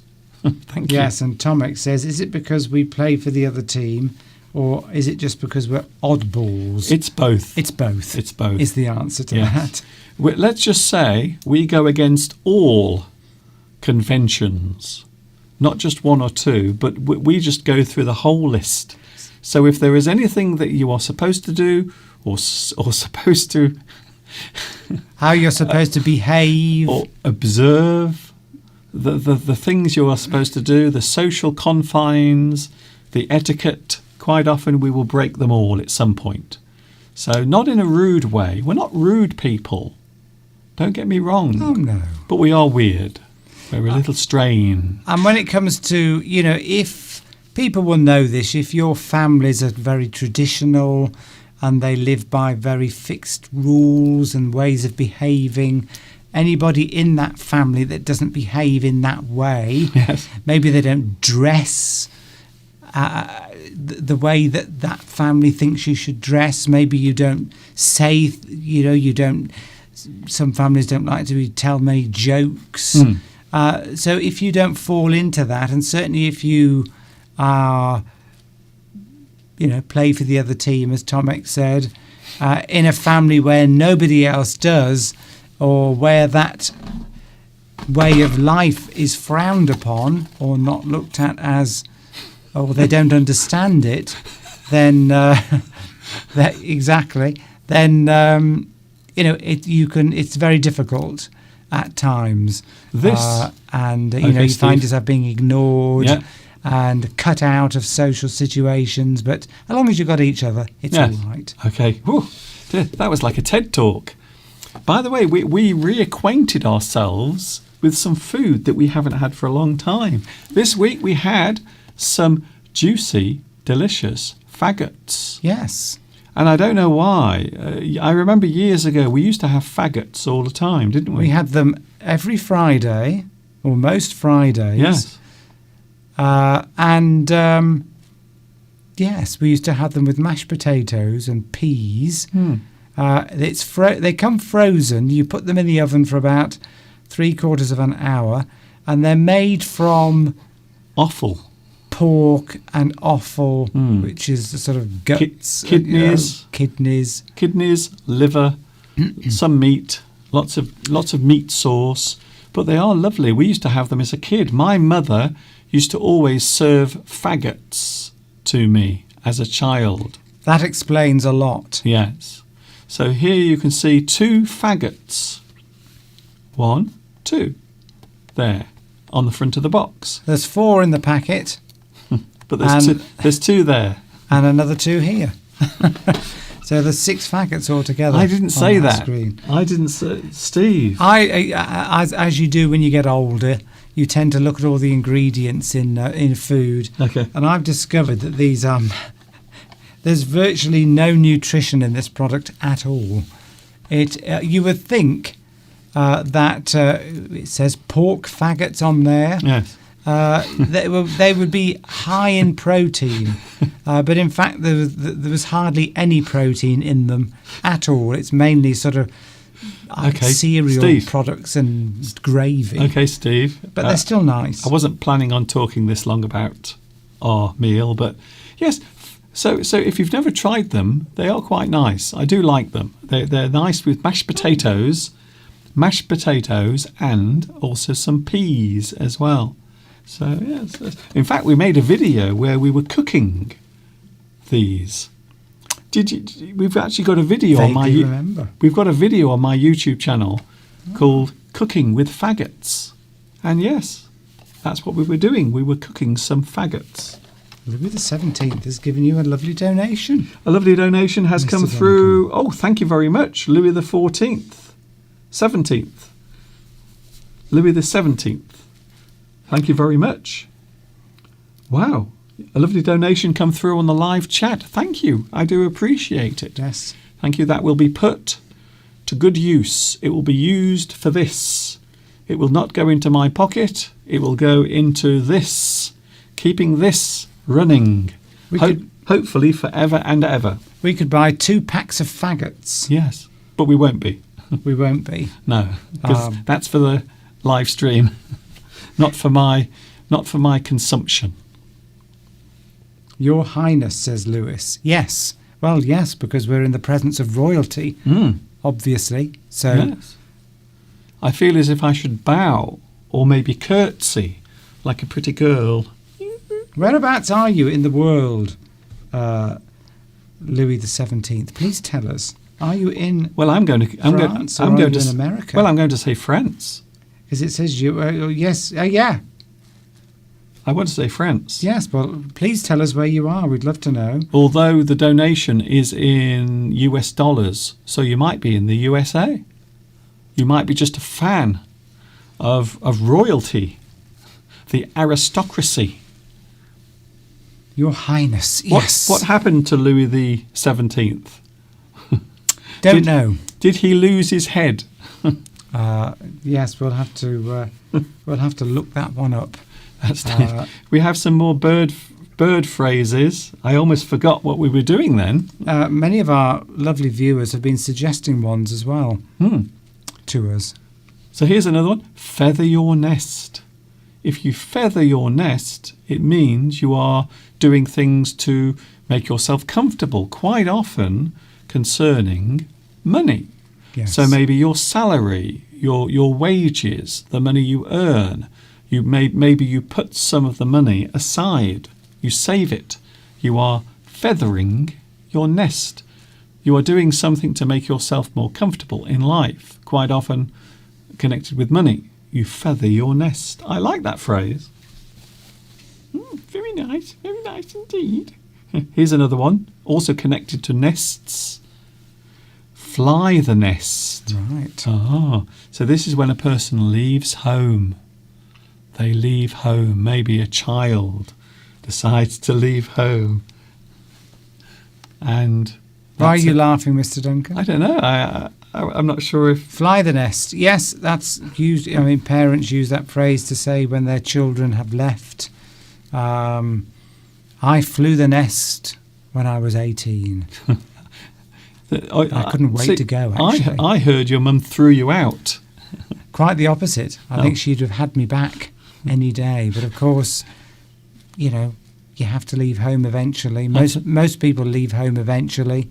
And, you know, it's probably a healthy thing because in nature that's what you would do. Nothing wrong with living at home, of course, with your parents. And a lot of people have to do that now because, particularly in the UK, it's too expensive to rent or buy a house for young people. So they have to go back and live with their parents. That's happening a lot. Shows the state of things when it comes to affordable housing in the UK. Yes, I suppose it depends how old you are. So if you're 18, 25, 28 and you're still at home, I think that's okay. Yes, why not? But I suppose if you're much older, then it might seem a little strange, perhaps. I was looking this up. The relative cost of a house now is like twice what it was sort of 30 years ago, because the house price inflation has gone up so much over the years. I mean, just to get on the ladder now, you need. I remember when I bought a flat, my first place. I bought a flat in Wolverhampton, and it cost roughly twice what my annual wages were, and I wasn't earning. I was only in a average, relatively low paid job at the time. I think I was earning about 10,000 a year back in, that would have been the mid 1980s, and the flat that I bought was £20,000. In fact, I think it was less than that. But now, if I was to buy that flat in Wolverhampton now, I mean, imagine in the UK being able to get a house now for twice what your annual pay was. Yeah. It'd be very, very difficult. I don't think you can. It'd be very difficult. I don't think you can. Here's another one, Steve. Tomic scaring people. Tomic is what? Yes. What's that? Oh, yes. Oh, Tomic's standing up for us if we get somebody saying anything nasty to us. Oh. Well, you see, they're not likely to say anything nasty. They're just likely not to talk to us at all. That's the treatment that we usually get. People just ignore us. They just ostracise. We're just ignored. They ostracise. So this is what happens a lot, though. I mean, we're not going to be all victim. Don't worry, we're not doing that. I know it's 2022. We will make our presence known. I know it's 2022 and everyone wants to be a victim, but we're not doing that. We're not going, oh, poor me. Oh, nobody wants to sit with me. We're not doing that. We don't do self-pity. We stand up for ourselves. Laura's going because she wants to do some cooking and she's going out to get some wood for her stove. Oh, nice. We'd like to know what you're cooking, what you're going to cook. Yes. Of course, before you go, please tell us what you're going to cook. This is all making Mr. Duncan very hungry. I know, I'm starving. The talk of beef bourguignon, of curries in India, and obviously, we've got Laura now cooking on her stove. And faggots. I could eat a faggot right now. I would love to dive into a faggot. I really would. I can't wait. Maybe we should buy some more from the supermarket.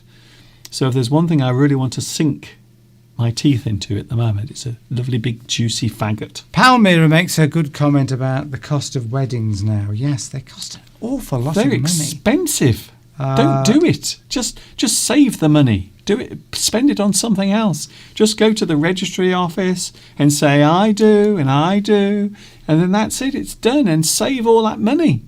Don't get into debt by having a wedding. You might get divorced a year later, and all that money you've spent on your wedding was just a waste. A lot of people borrow the money and then have to pay it back over many years. Yeah. Whereas when, for example, my mother got married, she said she bought a dress off somebody else for a very, very cheap price who had previously got married, and then they would make their own food and take it to hire a hall, and all the relatives made the food and took it to the wedding.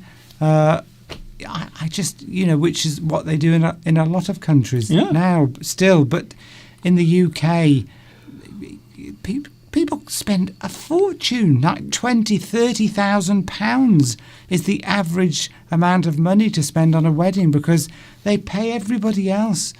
They spend a lot of money on the dress, on the restaurant, on the hotel, which I suppose is nice if that's what you want. Yes. But I prefer to just cook my own food. Keep it simple. Have people come round, keep it simple, and just have a lovely time. That's it. Because people like to show off, don't they? Yeah, that's what it's really about. It's about saying, well, our wedding is better than your wedding. Our wedding was big. We had lots of lovely big things, and your wedding was small, and you had small things. Yes, it's all about trying to do one thing better than the people that invited you to their wedding. Yeah, you want to show. It's basically showing off. If you have a grand hotel where your wedding is, and you've got an orchestra there or something like that, then you're effectively it's a. And of course, wedding venues know exactly what buttons to press to get you to.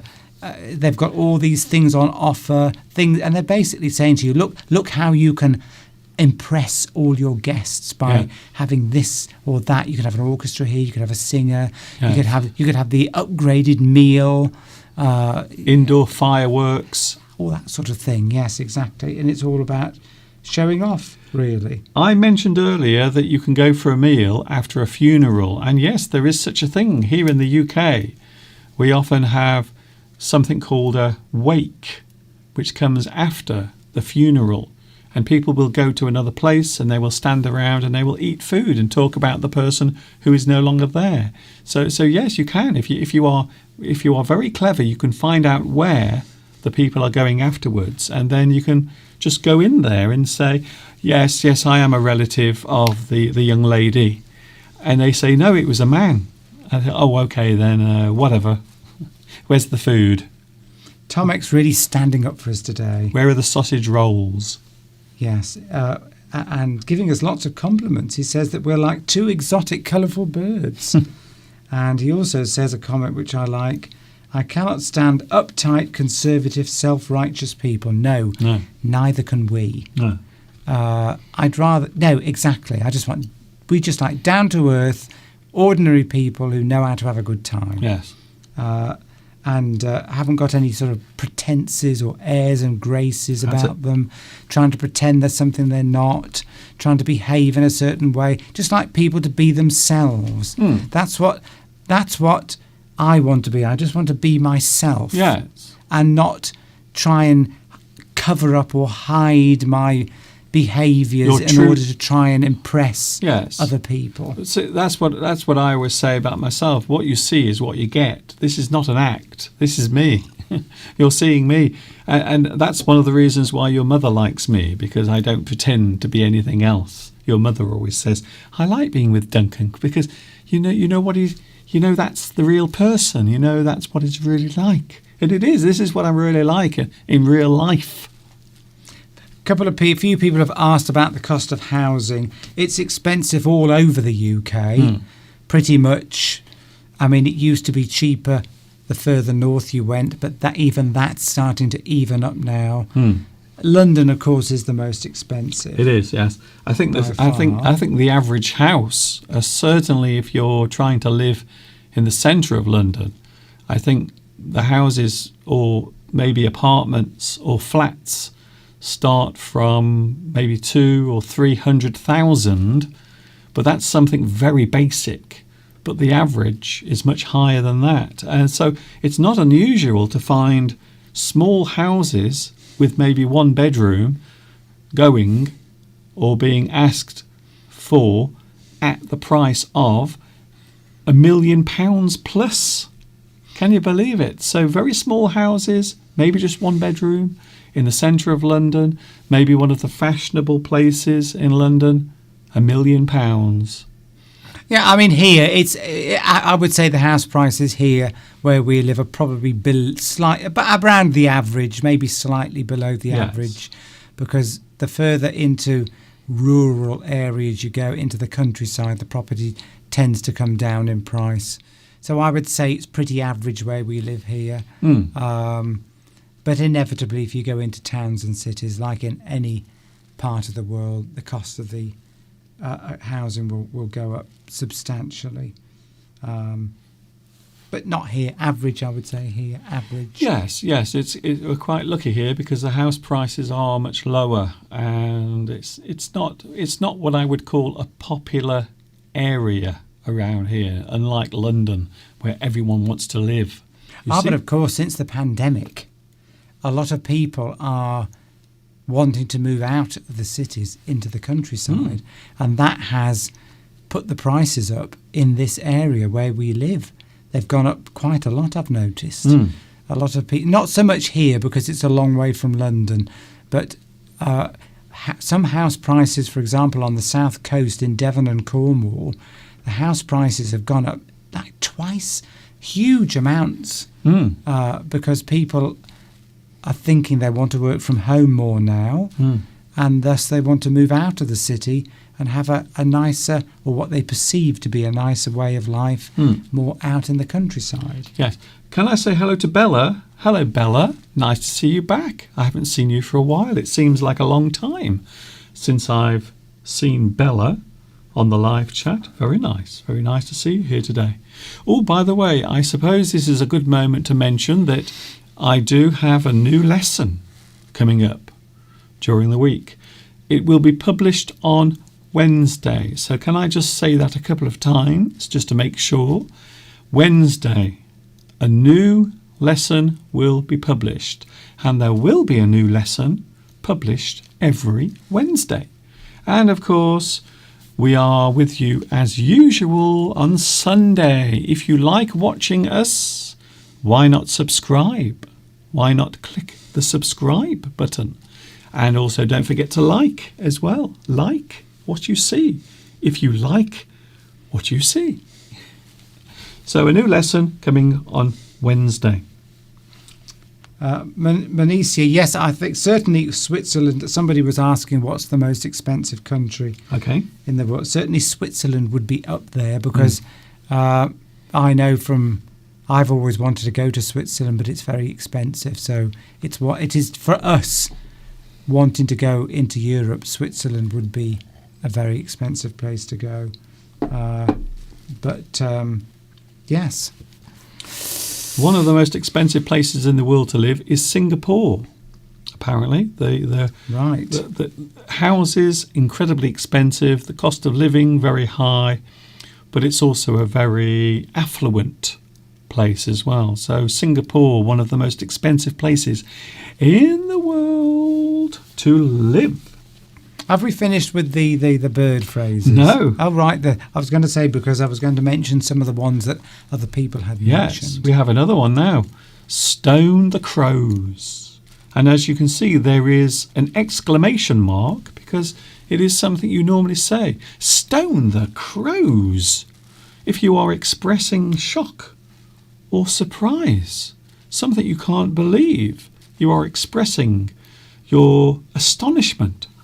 Stone the crows. I can't believe it.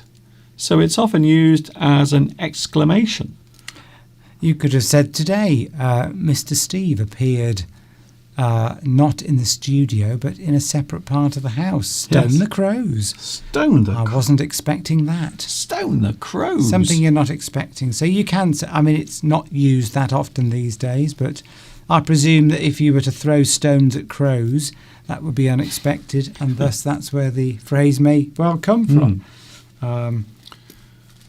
Here's another Talking one. of stones and yes. birds, have you got this one, Mr. Duncan? I know which one you're going to say. I don't think I've got that one. John mentioned that one earlier. Yes, you can kill two birds with one stone. Yes. Thank you for that, John. That's a good one. If you're still watching. Yes. So that means to do something effectively or more effectively than you had planned. So you can kill two birds with one stone. You are doing something that will achieve more than one thing.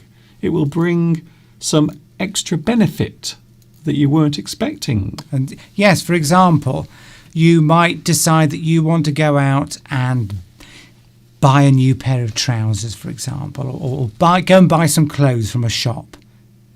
But that one trip only achieves one thing. Whereas if you were on the way there or on the way back, go and visit a relative or a friend, then you've done that same trip, but you've achieved two things. So you've killed two birds with one stone. So that's using time efficiently, or you're not just using all that petrol for one journey. So yes, kill two birds with one stone. Use the same amount of effort, but achieve two or more things with it at the same time. So that's a good one, yes. Kill two birds with one stone. Here's another one. You might have a flight of fancy. A flight of fancy. I have a lot of those. Yes. So maybe you go off into a fantasy world. Maybe you are daydreaming or thinking of something you would like to do that may be impossible. So a flight of fancy is when you imagine doing something, but maybe it is something that will never happen. But you still feel as if you would like to do it one day. You daydream, you think about something, you have a flight of fancy. It's a bit like me wanting a Ford Mustang. That could be described as a flight of fancy. It's something that I often daydream about and want, but probably won't happen. It could happen, but it probably won't. Yeah. It's a flight of fancy. It's like saying you want to meet a beautiful person and get married. I've got a friend who's always saying that he's never got married, and he wants to meet this particular girl who's got this particular shape, figure, does this particular job, has these very sort of strict ideas about what he wants in a girl, in a woman. And it is just a flight of fancy because it's never going to happen, because in life things like that don't happen. That's it. You are asking for too much. You're asking for too much. It's a flight of fancy. Here we go. We've got two more. Okay, and then we've got to go. Yes, before we go. Well, I was 10 minutes late, you see. Right. So I was 10 minutes late, so we do have a little naughty Mr. Duncan. Yes, well, naughty computer. Yes, you see, you're expecting Mr. Duncan's live stream to start bang on 2:00 is a flight of fancy. Yes, well, don't complain to me, complain to my computer. So that's all I can say. Here's another one, connected to birds. To be chirpy. Chirpy. A person. This describes a person's character or the way they behave, their characteristic. Chirpy. A person who's often happy, quite optimistic about the future. They will look forward to things. They are chirpy. Hi, hello there. Nice to see you again. I hope you're feeling good today. I feel really chirpy. It's like a bird that's chirping, singing. It's something that you like. It's something that you're attracted to. It's something that makes you feel happy. So if you describe somebody as chirpy, it means they're like a bird that's singing. You know, they're happy and therefore you're happy and everybody's happy at the same time. Yes. Chirpy. Just feeling good and outgoing and confident and just in a good mood and expressing that to everyone else around you. Person is chirpy. Buoyant. That's another one. Buoyant. They are happy. Bella says, dreaming of meeting both of you in person is a flight of fancy. Well, maybe. Not when we go on our world tour. Anyway. But yes, which we're not. I can understand why you would say that if you're living a long way away, and the chances of us coming to your country are probably less because it's a long... Yes, I could see how you would describe that. But, all good things sometimes come to those who wait. Yes, and not everything is a fantasy. Not everything is a flight of fancy. Sometimes things can come true. You might win the lottery. Here's the final one. As the crow flies. As the crow flies, it is the shortest distance between two places. So as the crow flies, we are saying that that is the direct route. So you are not taking the road. You are not going all around the mountains. You are going straight from one place to another. You are measuring the distance as the crow flies directly without going all around the lanes and the roads. Yes, people sometimes use that. They might say, the next village is 5 kilometres away. And you might say, is that as the crow flies? Meaning, is that, if you walked over the fields and everything and went in a straight line? Because that's a different measure to how far it would be on a road. So, yes, as the crow flies, the most direct, the shortest route to a destination. I think Probably not always the route that you could take, but the shortest route nonetheless. So there they were, some lovely phrases connected to birds. Can I say once again a big thank you, a very big thank you for the special donation that came through last week from Federico Garmendia Mendiola, for your lovely donation. Thank you so much. That has made me very happy, and my work will be able to continue for much longer because of that. So thank you very much, Federica, for your super duper donation. And if you want to make a donation, there it is, my PayPal account, my PayPal address for all of your donations. And of course, you can also make donations right here live on the super chat. Of course, for Louis the 17th today. Yes, Louis the 17th. Thank you very much. Our what could I say? Our king.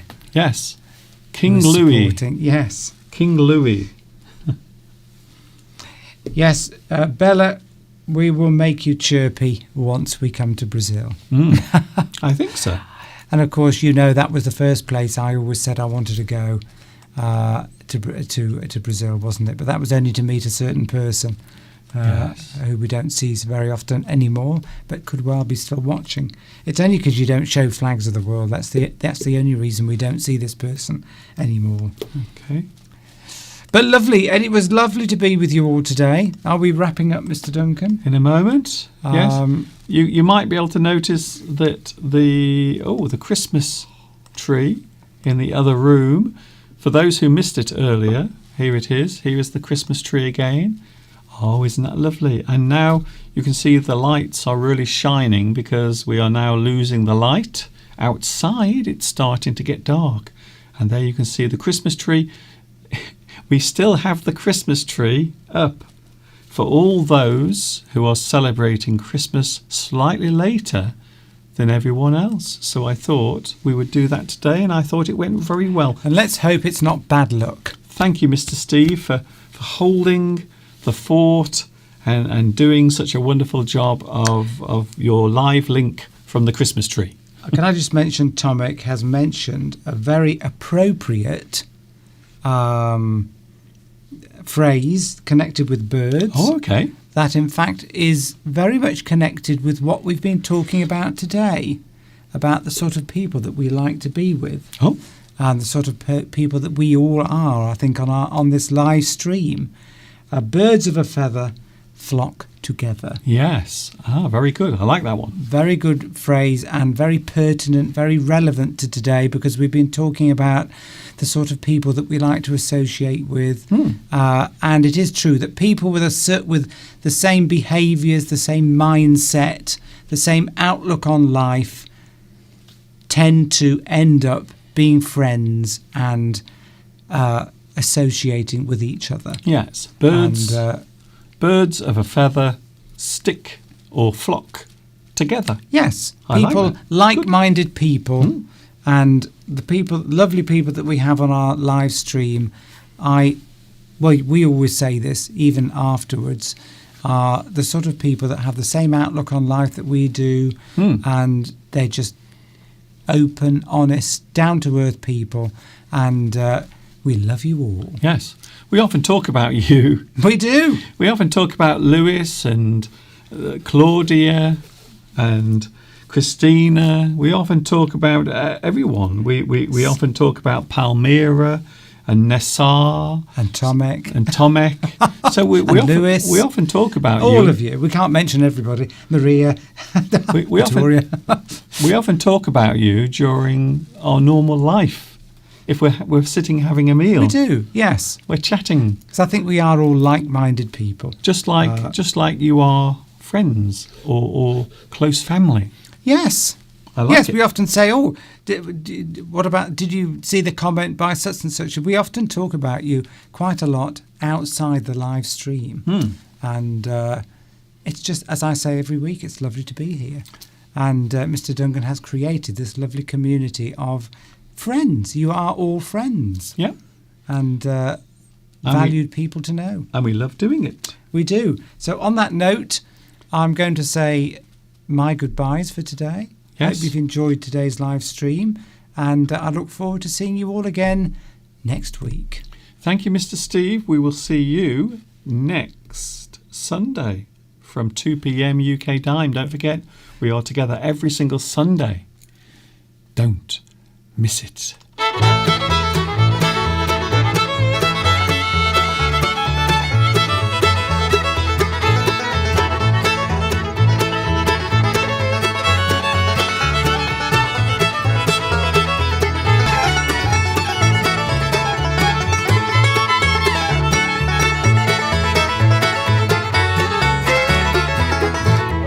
And there's Mr. Steve. It's almost time to go.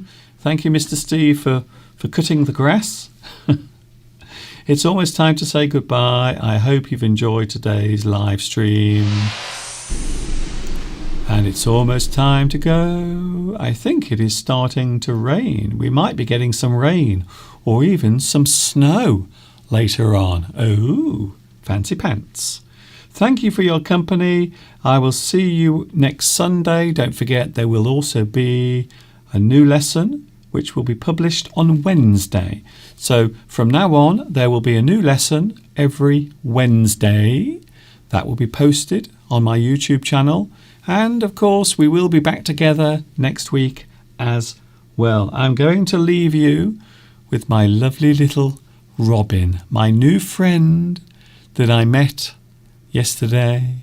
We have seen the robin quite a few times, and yesterday I decided to do a little bit of filming. So I will leave you with our little feathery friend, and I will see you next week. Thanks for your company. Stay happy, stay cheerful, keep that smile upon your face as you move around the human race. And I will see you very soon.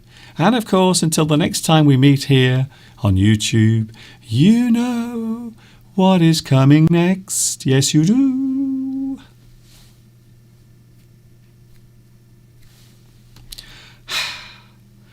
Ta-ta for now.